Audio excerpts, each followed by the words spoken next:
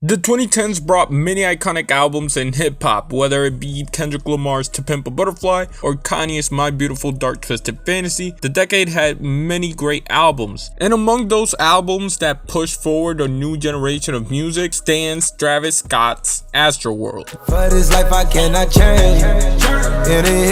The album took over the year 2018, dominating in record sales, scoring chart-topping hits, and it helped define the sounds of the late 2010s. Now that I'm home, back up the road. However, to understand what made Astroworld so special, let's take a step back and inspect the culture around the album. I still see your shadows in my room. In 2018, the sound of music was drowned out in sadness. If the first half of the 2010s was wildly energetic for no reason, then the latter half of the 2010s was an adrenaline dip. Yeah, suicide if you ever try to. Seriously though, like, Ats was rapping about being sad, and Gambino was rapping about the horrors of living in America. People were not doing good this year. But you know who wasn't sad? Surprisingly, Drake, who was usually a pretty sad guy, kept things pretty upbeat with God's Plans and especially Nice for What. Everybody get your motherfucking roll on. However, the rapper that stood out most to me in this year was Travis Scott. Mama always ask me about my attitude. Damn, mama, I don't know it all. Considering Travis Scott started off the decade sleeping on couches, the rise of Travis Scott was a pretty inspiring story. So don't you open up that window. By 2015, he had one of the most loyal fan bases in all of hip-hop, on top of becoming one of the biggest rappers with the release of Rodeo. Only true niggas I know. Only true niggas I know. Only true niggas I know. Travis had a unique sound, especially because we hadn't really seen this style at a mainstream level since T-Pain and Kanye West were doing these type of songs in the late 2000s. With probably the most notable example of this being 90210. The track is 5 minutes long, and although Travis doesn't really say a lot of things, he makes it work. My granny called, she said, Travis, you work too hard, don't worry, you forget about me. A track like this definitely showed the ear that Travis Scott had for instrumentation as well as his creativity, which is what made Rodeo work as well as it did. And although 2016 and 2017 brought along some Travis Scott albums, it was the album released in 2018 that would define Travis Scott as an artist. Rest in peace and screw tonight, we take it slowly. The release of the long-anticipated Astroworld had everybody in the hip-hop world paying attention. It was obvious that the album was made to be a one-of-a-kind type of event, and for the fans that decided to listen to it, they got just that. Rolling, got me stargazing. Astroworld would set the tone for what was to come with the opening track, Stargazing. The song's lyrics sound like what a Travis Scott mission statement would sound like, which is honestly unfortunate now in like hindsight, but at the time that shit was lit as fuck. On top of that, the sound and the energy that the track had is kind of what made Travis Scott Travis Scott. It had the futuristic instrumentation that we see throughout the album, like on No Bystanders, which adds to the whole this is like an amusement park type of thing, and it adds to the excitement. Personally, the most notable thing that Stargazing has in terms of production has to be the beat switch.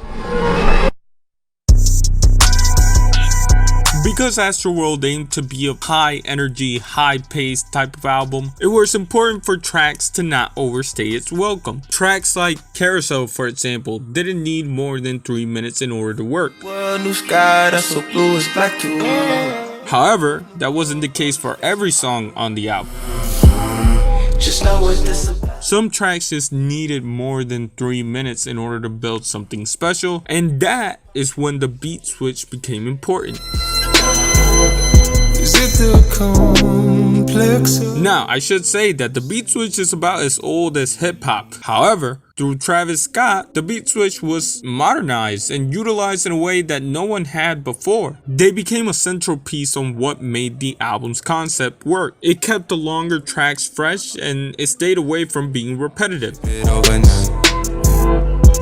Stop Trying to Be God being a great example of this. It was essential that the track had more times than other songs on the album, because specifically as it relates to this instrumentation, it really needed the time to breathe and evolve. Elsewise, the outro just doesn't work. Shout out to Stevie Wonder, he makes the harmonica so special, man. I didn't even know that shit could sound like that. And I guess I should say that the album's features are part of what made it so special. For example, this track had an amazing cast including James Blake, Mike Dean, Kid Cudi, and Stevie Wonder, again on the harmonica, but like that shit go hard. And it wasn't just this track alone. No Bystanders had Youth World, I'm trying to get revenge. You'll be all and Skeletons had The Weeknd. Which really helps in terms of making this album feel like it's more than just Travis Scott. And this is probably most notable with Sickle Mode. Every once in a while we have that song that defines the generation. It was Miss Jackson for Outkast, Empire State of Mind for Jay-Z, and for Travis Scott it was Sickle Mode. Track 3. The song divides into 3 different parts, with all of them having a different vibe and energy. My dog will probably do it for Louis Bell.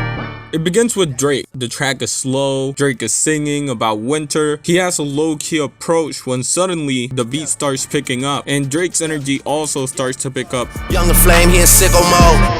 And the second part of the track just essentially invades Drake's verse. This here with all the ice on in the Travis hops on the track and he turns up the energy, putting out one of his best rap verses in a while. He has Sway Lee doing ad-libs, he's sampling Biggie, and by the time it reaches the halfway point, the track just kind of crashes. The third part of the track is kind of like a cool down, with Drake just rapping about Kanye or something. Niggas think it's sweet. On site. I guess it's understandable considering like the Pusha T thing happened and the Lift Yourself thing happened as well. But on top of Drake's verse, Travis Scott brings along another cool verse.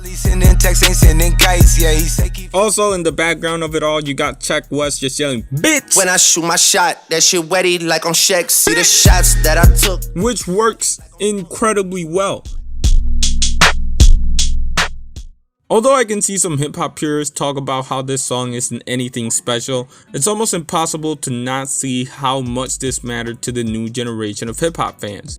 Astroworld is Travis Scott's most successful album. Receiving praise for fans and critics, the album is really the crowning jewel of Travis's career. And for that, I think it deserves its flowers.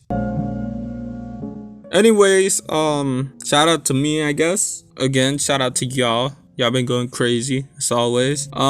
Yeah. Shout out to Ye Dilla.